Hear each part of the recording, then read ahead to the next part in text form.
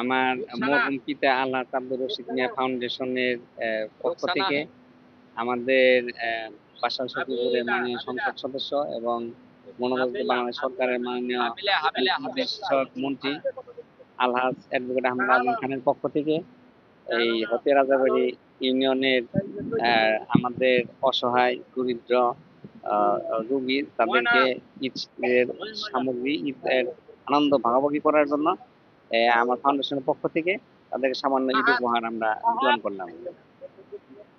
আমরা এখানে হলো 250 শতাধিক লোক এবং আগামীকাল সখীপুর পৌরসভা 3 নম্বর ওয়ার্ডে দিব এবং হাতিবান্ধা ইউনিয়নেও আছে। টোটাল আমরা 6 শতাধিক লোককে আমরা এই বছর সহযোগিতা করবো ইনশাল্লাহ।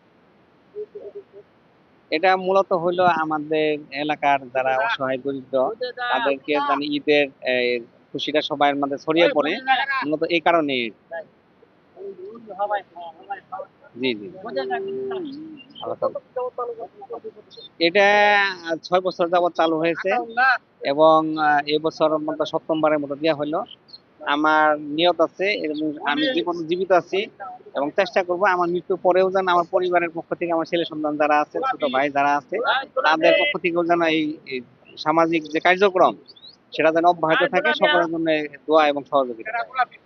আসলে সত্যিকার অর্থে জনাব জিএ সাহেব যে উদ্যোগ নিয়েছে, কবি বলেছে আমাদের দেশে সেই ছেলে হবে কবে বড় হবে, কথাই না বড় হয়ে কাজে বড় হবে।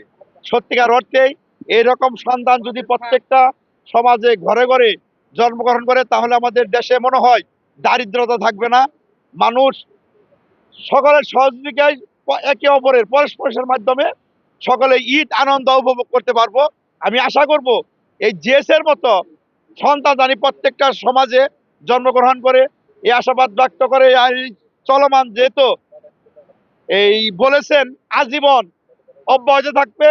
আমি আল্লাহর কাছে শুকরিয়া কামনা করি এটা জানি আজীবন সারা জীবন অব্যাহত থাকে, গরিব দুঃখী মানুষের মাঝে বিতরণ করতে পারে, এই আশা রেখেই সকলের মঙ্গল কামনা করে আমার কথা শেষ করছি। সকলকে ধন্যবাদ। আসসালামু আলাইকুম। সন্তান যিনি ছাত্র জীবন থেকেই নেতৃত্বে এসেছেন এবং বর্তমানে আমাদের সকল এলাকায় একটা আলোড়ন সৃষ্টিকারী অ্যাডভোকেট মাজহারুল ইসলাম মেশকাত, তার উদ্যোগে এই এলাকার সকল পীড়িত মানুষের ঈদ আনন্দ ভাগাভাগি করে নেওয়ার যে উদ্যোগ, সেটা অবশ্যই প্রশংসার দাবি রাখে।